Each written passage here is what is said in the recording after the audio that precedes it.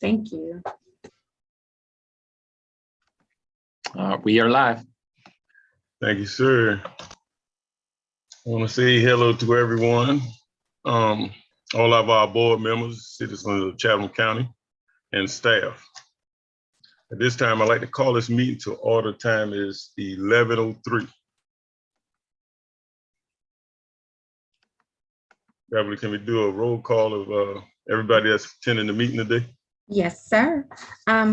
Director O'Halloran? Here. Director Leggett? Director Emerson? Here.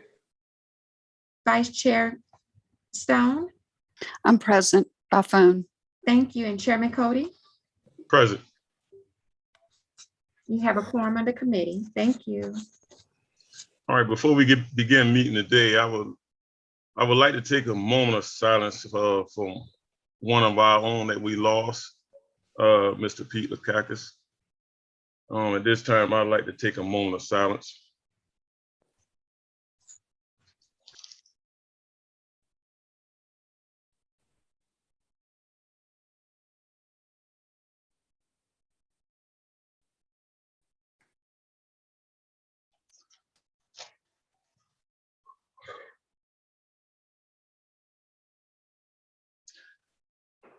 All right, I'd like to thank everybody for that.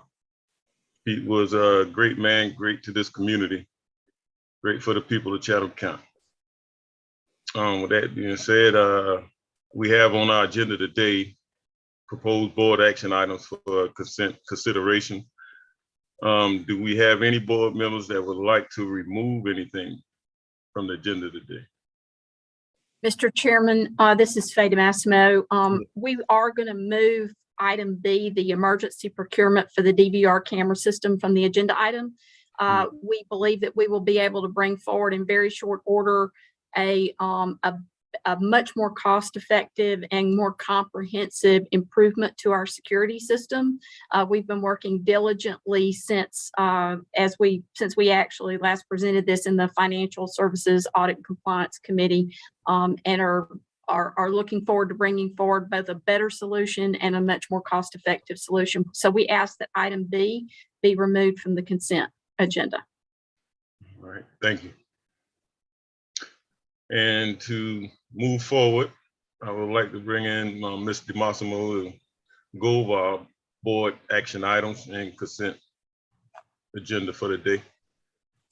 So I'll go over these in a summary fashion, and obviously glad to take any questions that any of the board members may have. These were all presented in many of the earlier committee meetings. The amended board travel and training policy is, as you know, is something that we presented to the board in previous meetings. This is a small amendment that brings the chairman into partnership with the CEO in terms of how we implement that board travel training policy. And Ms. Dumas, our board administrator, will be working with the board members along with Ms. Cutter in the budget process for programming resourcing to support our board's participation, particularly in professional opportunities with APTA. We've already talked about the emergency procurement for the DVR system. We did ask that be removed. The COA TDP contract award, we discussed in Financial Services Audit Committee. Ms. Cutter, do you have anything further that you would want to add on that particular item? No, ma'am, I don't. The temporary acting and interim pay policy, also in Financial Services. As you may recall, in our assessment during this these initial days of my service with you all, we looked and determined that our interim and our temp acting pay policies have been somewhat inconsistent. And Ms. Cutter has just done a tremendous job as our CFO in working together, and we looked at that and we've brought forward a recommendation that will ensure that as those kinds of pay increments are considered in the future, that they will be done in a consistent way across anyone who is awarded those for a temporary or interim fashion. The hurricane plan revisions, drug and alcohol policy, and disposable vehicles assets were all things that were discussed in the service delivery and operational committee. I don't know that there's anything of particular note in any of those three items, very standard things, but important business policies for us to have. Mr. Dumas, did you have anything that you wanted to add to that?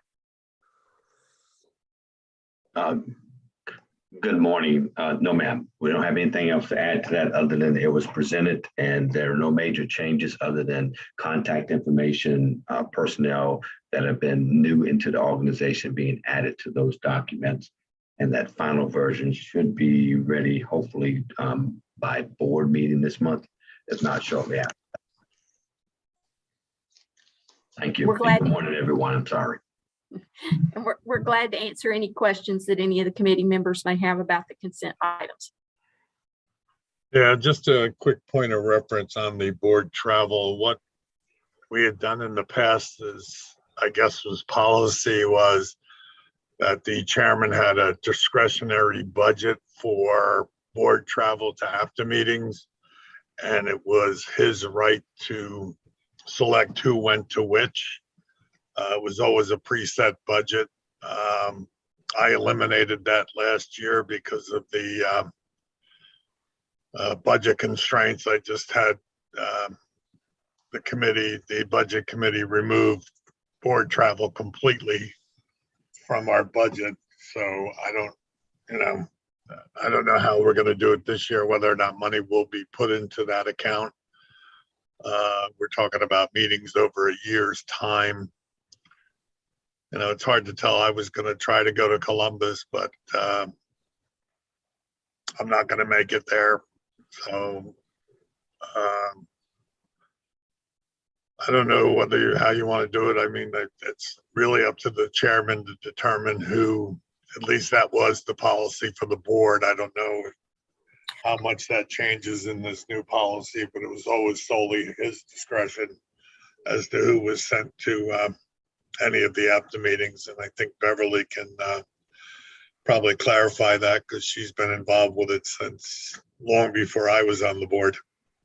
Dr. O'Halloran, you may recall at our previous board meeting, you all actually adopted a board travel training policy. We just made a slight amendment to it based upon some follow-up conversations with the chairman and the vice chair to include the chairman in the sort of co-ownership role or co-collaborator role, if you will, with the CEO in terms of making sure that we are considering those kind of professional opportunities on an annual basis for board members and that we are budgeting to the extent that funds are possible. So you may recall all this does is it's just a slight tweak of an amendment. I just don't know how much we plan on putting into that account. I remember it being about 50,000 at one point. I'm not sure. That was probably 3 years ago, pre-COVID. Ms. Cutter, I don't think we have an amount budgeted yet, do we? Not at this time. Yeah, so we'll have to, that'll be I think the amount was based on like 2 board members going to 3 conferences per year that APTA holds that were worthwhile. So whatever that number worked out to was roughly what we used for budgeting. And I don't know, Beverly, do you remember like 40 or 50,000? Yes, sir. We and I think last year we came up with 20,000, but then we, as the lead director during our budget workshops, we did put that on pause to accommodate the budget restraints there. Yeah, maybe just some fixed amount that we can stick in there as a placeholder to let us try and balance the budget if it's possible. Like, I think 25 should be more than enough. Yes. I've been to a few of them. They get redundant after a while. There isn't that much new information on transit every year, and a lot of it's available online. So, but there's a few meet and greet ones where it's a good thing, like the board member workshop, which they did virtually this year. And it was exactly the same as it was when Beverly and I went down to it in Jacksonville. Didn't really change much when it went virtual. They basically had 2 or 3 speakers. You could ask questions, they answered them. So I don't think it's a huge budget item, but 20 or 25 would probably be more than enough to cover travel. I I'm sure believe that we're gonna get Miss DeMassimo and Miss Cutter together, and we can get us a preliminary number. I think our main concern was on who wants to go where and when, at which time was our main concern when we got together. So I'm sure we can get us a number together. it was the idea that was to set process, Chairman. You're exactly right. So, and I believe it looks like that Vice Chair Stone has her hand up. Or maybe it's up in error. Director Stone, do you mean to have your hand up? No, I stepped out in the hall. I Okay. have to apologize. I am in a tour for some fellow commissioners from North Georgia for our Behavioral Crisis Center. And since I helped get this thing spearheaded, I didn't know this was going to be today. So I'm listening sort of in the corner of the room to you all. Very good. We just wanted to make sure that hand, we weren't ignoring it. So, but no, Chairman. No, thank you. Of course. No, Chairman, you're exactly right. This was the intention of this was to really set the policy, and Ms. Cutter and I will work together to bring forward a budget recommendation as a part of the overall budget process in terms of resources. All right. The next item on the agenda, if there are no further questions on consent, the next item on the agenda is updates to committee. We've got an exciting week this week. I hope everyone's looking forward to the Earth Day event. We've got some we're going to have a great turnout for the event from both local elected officials, but we've also got some state organizations that are going to be here, and even the British Consulate Office from Atlanta is coming based upon their interest in clean energy type solutions. So that's our Earth Day event, and our electric bus ribbon cutting is going to be a very exciting day. And I know one that you all, that the entire board has been waiting on, and we're looking forward to it ourselves. The business chemistry assessment, Ms. Dumas, real quick. I've got that down at 2:00, and the location is going to be where again? It's here at Cat Central. Got it. All right. Thank you. That's correct, right, Ms. Dumas? That is correct. Thank you. Just making sure. And then on the business chemistry assessment, this is a part of the activities leading up to our board training on May 14th. But right now, you should have already gotten an email from Deloitte with the business chemistry assessment preliminary workshop activity to complete. We want to strongly encourage everyone to do so. If you've ever done business chemistry with Deloitte before, you will know it's a very illuminating and informative process, and one that's going to really be a part of our team building activities as well. So just want to strongly encourage you to do that. And then of course, that will lead up to our CEO and board governance training that will be on May 14th. I know we've had to move it around a bit. We are a busy bunch of board members and so forth. And so we're really glad to finally land on a date for that. So May 14th. And then we have an item under old new business. Chairman, I'll bring this back to you. This is for boardroom naming and dedication in honor of Mr. Pete. And also we have another item that's not showing on the agenda with regard to the mask mandate, but let's take up the boardroom naming and dedication first. All right. Are there any comments or questions on that?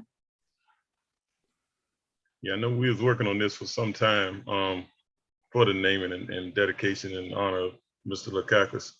And we're glad to have Andrew and his team is working on it, as well as the CEO and staff. So do we have any questions, any comments on the boardroom naming and dedication in honor of Pete Lakakis?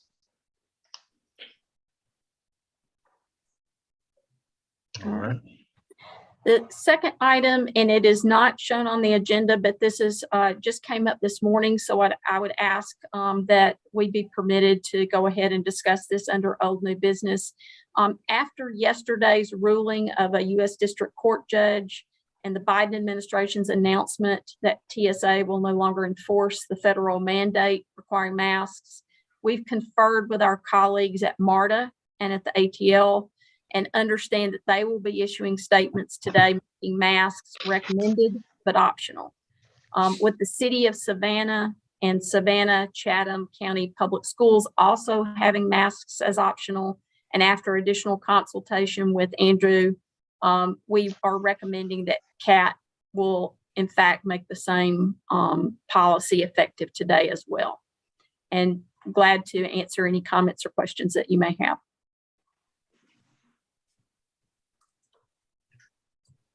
Do we assume any liability for removing mask mandates? Andrew, I'll permit you to answer that. I think that is an excellent question with no clear answer at all. You know, I think that you know, this is all happening in real time, obviously. I think that we could just as easily face lawsuits for continuing to enforce it as for not enforcing it. You know, I think the best course right now is to be guided by peer or similar transit organizations. I know that the MTA in New York is not Right. going to comply, and that's the largest transit organization in the world. Yeah, no, I understand. And I personally think it's going to be knocked out in the courts later today or tomorrow because the clown who made the decision has no idea of the science involved. Yeah, And I the mean, CDC hasn't removed it. The TSA has, which is not a medical group, and a mask mandate is a public health announcement. So I think we're floating on the hinges here. I think that I mean, I had mentioned to Faye, sort of as an aside, my personal view on the merits or the thoroughness of the analysis in that federal district court judge's decision. I didn't think that it was a strong analysis. I thought that there were a lot of flaws in it. I personally disagree with it. But you know, just looking at and putting to one side what MTA is doing, because I think there are a lot of, I think New York is unique in a lot of ways. It's a lot denser. It's a lot more crowded. It's got its own particular politics. But I think given what most sort of what I would call peer agencies and also other organizations not in transit, like the schools here and others are doing, it seems to me that the safest course right now is for now to make it optional. Now, one other thing I'm very conscious of is you referred to the science, Dr. O'Halloran. I'm very conscious of COVID numbers going back up in parts of the country. And I think that we should stay flexible for the coming weeks and months. I mean, we could face another huge wave, which could, you know, impact our decision-making going forward. I don't think that making it optional now precludes us from making it mandatory again. Well, our actual recommendation, let's be clear, our actual recommendation is to make mask recommended but optional. So it's not just optional. Well, I Thanks think for along with clarification. that should come the quote unquote, you assume your own liability for refusing and not wearing a mask on the bus and not hold CAT accountable if you contact COVID and get seriously sick. Yeah. You know, we have, I mean, that has to be understood, because we get 6 people like that come soon, we could be out millions. I know that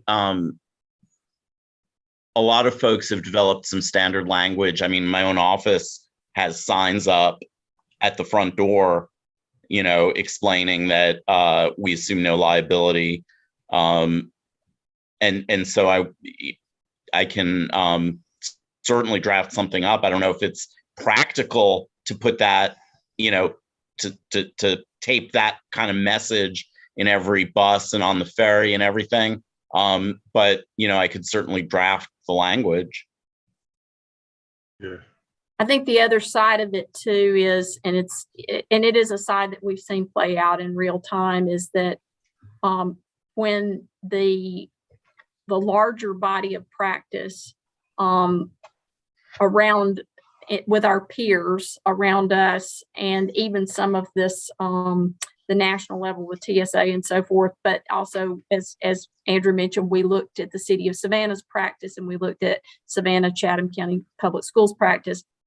If we differ substantially from that and continue to require masks, not recommend and be optional, it also, the other side of that liability piece is the position that it puts our operators in, because in fact they become in a sort of an enforcement situation that has proven to be very difficult for them, even in the situations and in the environment of required masks. And so, especially when people feel like they've got some federal environment and other, you know, entities, both locally and at the state level, that are observing this optional practice. If we differ from that substantially, I also am thinking about the implications for our operators. So that's why I think it's my recommendation is that we would, and I think putting the liability disclaimer with it that Andrew could draft would be helpful as well. But it would be that we would, our move would be consistent with that of our peers and so forth, to say that masks are now recommended but optional for those utilizing CAT services. And I mean, it's going the way it's going. I'm just actually more concerned about the mobility vehicles with the immunocompromised. Oh, yeah. You know, people are going to bring on friends and family who may not be masked and could be COVID carriers. So, you know, that's why the liability issue is out there, because these people could die from a simple infection. In fact, I'm just still recovering from pneumonia, so I'm not going anywhere for quite some time.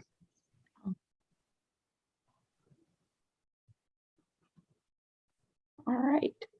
I think that Mr. Chairman, I'm going to send this back to you. I believe that we're down to the next meeting and adjournment. All right. Well, I wanted to ask, do we have any of our committee chairs? Do you have any updates at this time? Director Edmiston? I have no updates from our committee meeting. But we did have a good meeting. Thank you. Thank you. Dr. Holleran? Just interested in when we're going to get a line item budget for review by the board. Ms. Cutter and I are scheduled to go over, we've been working on the budget, as you can well imagine, on a near daily basis together. And I believe, Ms. Cutter, you can confirm that I'm recalling this correctly. You and I plan to go over a final or a recommended final line item budget around the 29th of this month for presentation after that to the board, correct? That is correct. April 20. How are we doing at 3.7 deficit? Well, with the full appropriation from 5307, that helped tremendously. And with the savings that will be attributed to FY22, we're going to use that also as a part of the a budgeting strategy. But we have some major obstacles as it relates to employee pay and better benefits. So waiting on those numbers, and I'm looking forward to bringing forward a balanced document for your consideration. And that's going to include the 2 million into the Georgia fund, hopefully. Hopefully, Doc, hopefully. I sometimes feel like we're on the Titanic waiting to hit the iceberg. I know that's not a great reference because it happened like 4 days ago, but every year we hit this budget process and I get the same eerie feeling. Well, we, the CEO and I, we talk quite frequently, and she clearly understands the importance of us building the reserves in preparation for affording better benefits to employees, so on and so forth, and maintaining our financial integrity. So that's in the forefront. Yeah, I'm just worried about if and when at any point the FTA mandates that you had those 3 months of expenses in the bank in case, especially after this disaster with COVID. Mm-hmm. And for us, that's about 6.3 million, I believe we figured Yes. out roughly. Yes, yes, sir. All right, let's see how we do. I know you Yes. guys are working hard at it. I was involved with it last year and it's a nightmare. Add this, take out that, add this. You got to do it in pencil or crayon, something you can erase. Yes, sir. Yes, sir. All right, well, I look forward to seeing that as soon as you have it available. Okay, and Dr. O'Halloran as chair, I really would like to spend some time with you to kind of talk through it. Maybe you have some balancing strategy ideas that we have not thought of that worked in the past. So Yeah, I think I don't have your number. I gave you, Beverly, my number to give to you so you can call me on my cat phone. I don't okay, get the big light in the sky when you want us to talk. okay. So, I'll yeah, follow up again. You can call me anytime. Okay, thank you. Right, if we have any of our committee chairs that has any committee members that want to give some feedback, we would like to have that to staff between today and tomorrow. The final board packet will be submitted by close of business tomorrow. And if we don't have any more questions or comments, I'd like to adjourn today's meeting. Thank you all so much. We appreciate everything. Take care, Thank you. everyone. Thanks Have for a the good one. updates, everybody. Thank you. Thank you.